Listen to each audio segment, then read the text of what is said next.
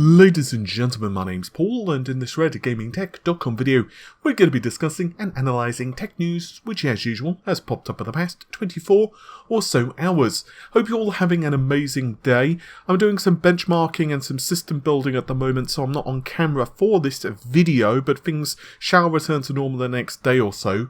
However, by golly gosh, we have an awful lot of stuff to get through, so let's just get straight into this. The first of which is a piece of news for AMD and a joint piece of news for AMD and TSMC. Firstly, I'll touch on this, that AMD have actually broken through the stock price of $48 US, which is an awful lot of money.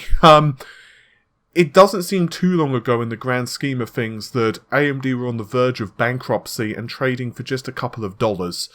And I actually remember saying to several friends back then that the fact that AMD produce so many products and they have their fingers in so many pies and yet are worth so little money in relation to all of that was just baffling.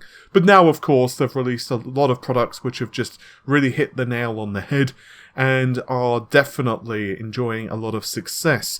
And this is further verified by the fact that their orders with TSMC are going to be going through the roof.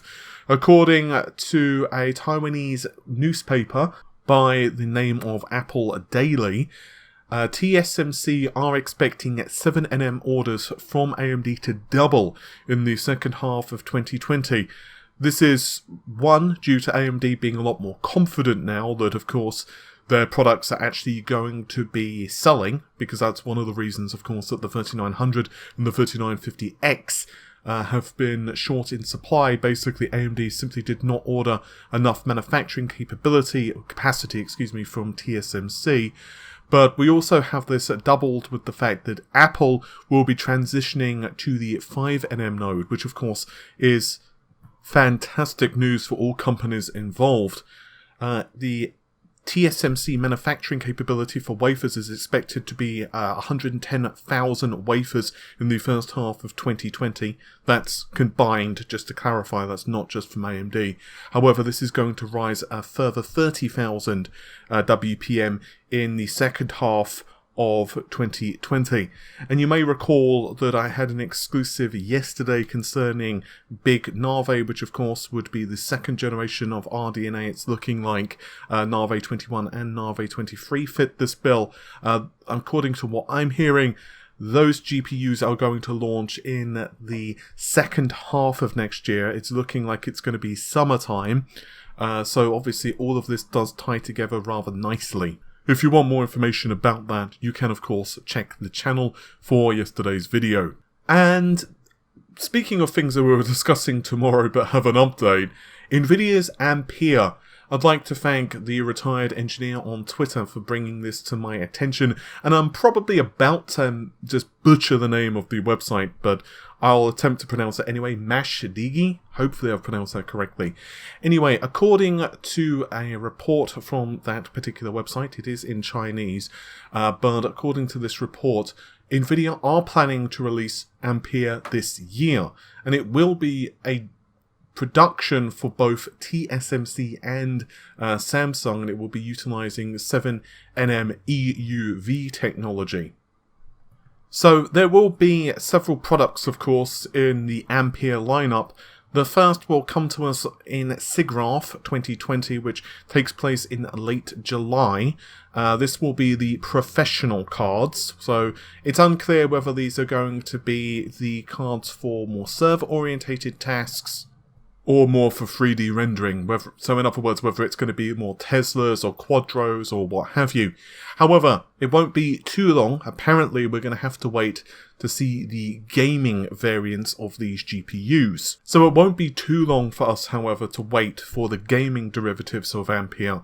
RTX 30, I'm assuming it's going to be RTX 30, will be announced at Gamescom, which is going to be taking place late August of this year.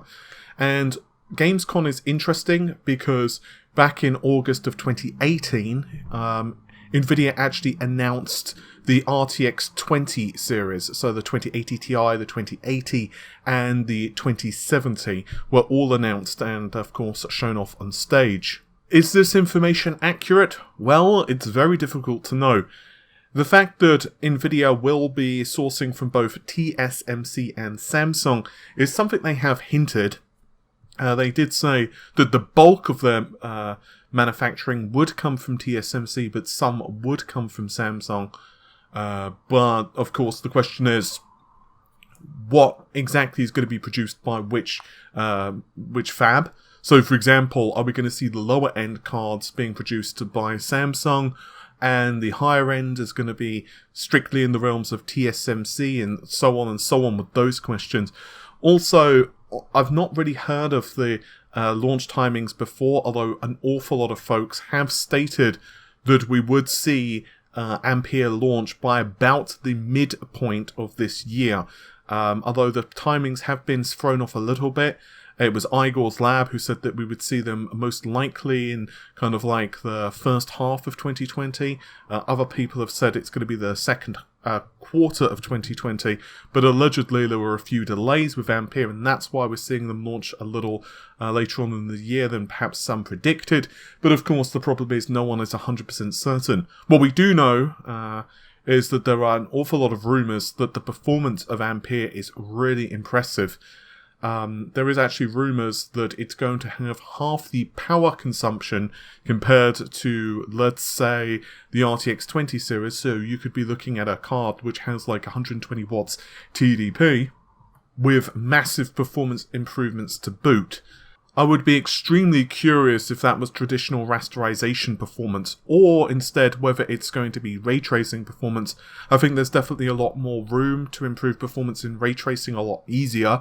And we can certainly imagine that one way to improve performance would simply be to increase the number of RT cores per SM. So at the moment, it's one RT core per SM, so they could potentially double that and as well improve the efficiency of the RT cores inside of Ampere. But I'm saying this, to be honest, with ignorance, because I don't really know what they're doing architecturally. I've heard a few whispers that we will see some massive improvements in ray tracing and traditional rasterization, and that they're going to be drastically tweaking the architecture, but I don't have any specifics, unfortunately. I'd like to finish the video with a couple of pieces of news concerning the next generation consoles. First of all, let's discuss some things that analysts are saying. The IHS marketing analyst Piers Harding-Rolls says that he believes that the PS5 will outsell the Xbox Series X in 2020, but he believes that both consoles will perform better than their predecessors. So in other words, they will sell better than the PS4 and the Xbox One in 2013. And they believe that one of the reasons behind this is because of the backwards compatibility. So they feel that there's going to be less folks who, for example, are going to migrate from the PlayStation to Xbox and vice versa. They also believe that likelihood is that the PS4 launch price is going to be $399 US, but they would not be surprised if Microsoft push out a lower SKU Xbox. Meanwhile, Catan games analyst Sir Kantoto, hopefully I pronounced that correctly, believes things quite differently. He says that he thinks that both consoles are going to be quite similar to another compared to what they were in the last generation, but Microsoft will, quote, avoid shenanigans like higher prices. He believes that both consoles are going to be $500. He believes that neither console is going to have drastically weaker specs, and they're certainly not going to restrict things like used disc sales. He believes that there's not going to be any handheld versions. PS VR 2 is going to be launched, and there's only going to be a single device. I have to say, I don't really agree with some of the stuff these analysts are saying. For a start, the PSVR 2, yeah, we've seen patents of that, so I'm 100% behind that. A single device, I think that's going to be the case for Sony, unless they really have kept the PlayStation 5 Pro under wraps. And I would love for them to have it. I mean, I think that would be kind of cool. But I don't think that's the case. I think there's only one PlayStation.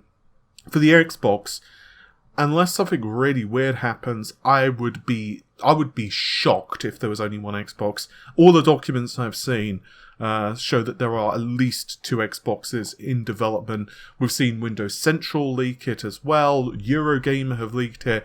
So we know that both consoles are being developed, and given that the price of these systems is not going to be cheap, like, it's a lot of money for people to fork over, like $500 is a lot. So I think that having a lower end SKU is going to be smart. I would like to know what the restrictions are on the lower end SKU, but I think that the PlayStation is going to be cheaper than the Xbox, unless Microsoft decide to launch at $399. I personally believe that Sony are going to price the PlayStation 5 at $399, and Microsoft are going to charge $100 on top of that if the rumours that they've got a more powerful system, and from what we're seeing so far, it looks like they are accurate. They're probably going to charge like $499, with the lower end SKU being like, let's say $250, unless they are willing to really sell the system at a loss, or at the very least not make any profit per console sold. Finally, I'll leave you with a couple of comments from developers. Daedalic CEO Carsten Fish-Tillman, hopefully I've pronounced that correctly, believes that Microsoft are doing things better than what they did in the past, and the PlayStation 5 will be huge. Meanwhile, the game designer over at Daedalic believes that while he's only heard of the rumours about the specification of the Xbox Series X, he thinks that it's going to be huge with the fast flash memory, but he doesn't necessarily think that at the moment it's going to be relevant to their specific projects because of PC. He believes, though, that for people who are going to be targeting consoles specifically, it will mean that level designers are going to be able to produce some things which are pretty special. I actually think it could be a very interesting scenario for about maybe 6 months to 18 months when the next generation consoles launch, because let's face it, SSDs are very common in PCs as a boot drive. Like, most people who have a reasonably decent PC, they've got an SSD for a boot drive, but it's commonly like 240 gigs. So a lot of folks just don't have an SSD loaded up for their games. And also, even if they did, it's probably going to be SATA, which obviously does not have the several thousand megabytes per second transfer speeds of an NVMe SSD. So yeah, this is something I actually want to discuss a lot further in a future video, so I'm probably going to do something about that next week. So definitely stick with us here at Red Gaming Tech. Let me know in the comments below whether you are running an SSD for your games, and whether it's NVMe or SATA. You can also tweet me as well. You can find, of course, social media linked in the description of this video. With all of that said, though, I'm going to get going. Hopefully you've enjoyed the video. If you did, then consider, of course, leaving a like, because it helps us out a ton. And also subscribe to the channel if you're not already. With all that said, take care of yourselves. Bye for now.